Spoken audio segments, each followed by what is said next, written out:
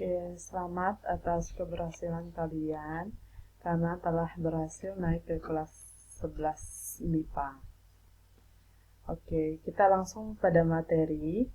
Materi yang Ibu akan sampaikan adalah budaya demokrasi menuju masyarakat madani, beradab, menjunjung tinggi nilai-nilai kemanusiaan yang maju dalam penguasaan ilmu pengetahuan dan teknologi.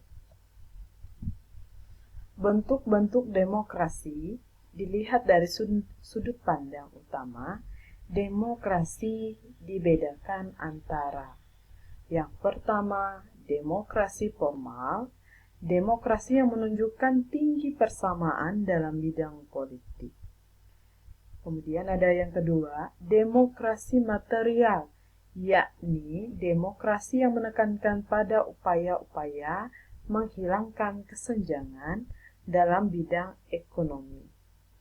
Demokrasi gabungan yaitu demokrasi sintetis dari demokrasi formal dan demokrasi material.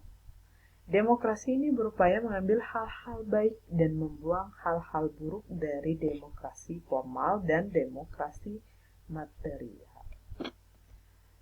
Cara penyaluran kehendak bentuk demokrasi dibedakan antara lain. Demokrasi langsung, yakni rakyat secara langsung mengemukakan kehendaknya di dalam rapat yang dihadiri oleh seluruh rakyat. Sedangkan demokrasi perwakilan atau demokrasi representatif, yakni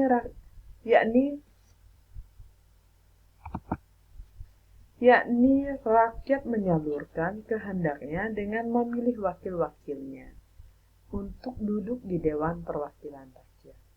Kemudian yang ketiga, demokrasi perwakilan dengan sistem referendum. Demokrasi dengan sistem referendum ini gabungan antara demokrasi langsung dan demokrasi perwakilan. Artinya, masyarakat memilih wakil-wakil mereka untuk duduk dalam Dewan Perwakilan Rakyat atau yang kita kenal dengan DPR. Prinsip-prinsip budaya demokrasi yang berlaku secara universal, artinya menyeluruh, antara lain partisipasi masyarakat dalam kehidupan bernegara. Dalam budaya demokrasi, setiap warga negara berhak ikut menentukan kebijakan publik seperti penentuan anggaran, peraturan dan kebijakan publik. Kebebasan yang dimaksud adalah kebebasan berekspresi, yaitu berkumpul, berserikat, dan media dalam kurung, koran, radio, televisi. Kemudian ada supremasi hukum atau rule of law. Kemudian ada pengakuan akan kesamaan warga negara. Kesamaan yang dimaksud adalah kesamaan di bidang ekonomi. Artinya, setiap individu memiliki hak yang sama untuk melakukan usaha ekonomi, berdagang, bertani, berkebun, menjual jasa, dan sebagainya. Di bidang budaya, setiap individu mempunyai kesamaan dalam mengembangkan seni, misalnya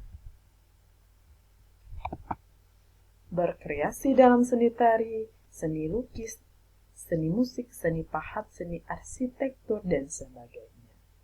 Di bidang politik, setiap individu berhak secara bebas memilih menjadi anggota salah satu partai politik baru sesuai dengan perundang-undangan yang berlaku.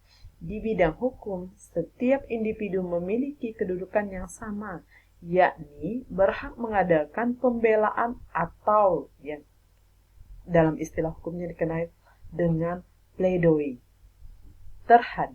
terdapat pada pasal 182 KUHP, Kitab Undang-Undang Hukum Acara Pidana. Salah satu isinya adalah setelah pemeriksaan dinyatakan selesai, penuntut umum mengajukan tuntutan pidana. Replik merupakan susunan jawaban atas pembelaan dari terdakwa atau penasehat hukum lainnya, yang isinya adalah sanggahan atau bantahan atas pembelaan terdakwa atau penasehat hukumnya. Penuntutan adalah pelimpahan perkara ke pengadilan yang berwenang dalam hal dan menuntut cara diatur dalam undang-undang dengan permintaan supaya diperiksa dan diputus oleh hakim di sidang pengadilan. Di bidang pertahanan dan keamanan, setiap individu mempunyai hak dan kewajiban yang sama dalam pembelaan negara, tertuang pada pasal 27 ayat 3 Undang-Undang Dasar 1945, yang berbunyi setiap warga negara berhak dan wajib ikut serta dalam upaya pembelaan negara.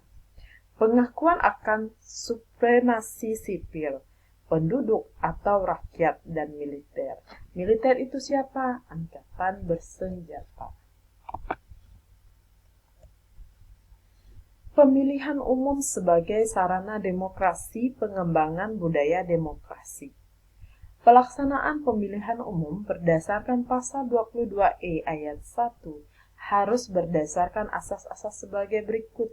Langsung, di mana rakyat sebagai pemilih mempunyai hak untuk memberikan suaranya secara langsung sesuai dengan kehendak hati nuraninya tanpa perantara.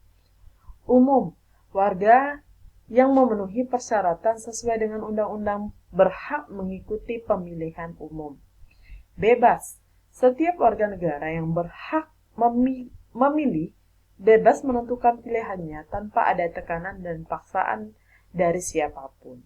Rahasia, dalam memberikan suaranya, pemilih dijamin bahwa pilihannya tidak akan diketahui oleh pihak manapun dan dengan cara apapun.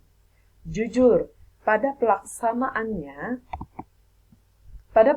pemilu, semua pihak terkait harus bertindak jujur sesuai dengan peraturan perundang-undangan. Adil, dalam penyelenggaraan pemilu, setiap pemilih dan peserta pemilu mendapat perlakuan yang sama serta bebas dari keuntungan pihak manapun. Oke, sekian materi hari ini. Selamat pagi.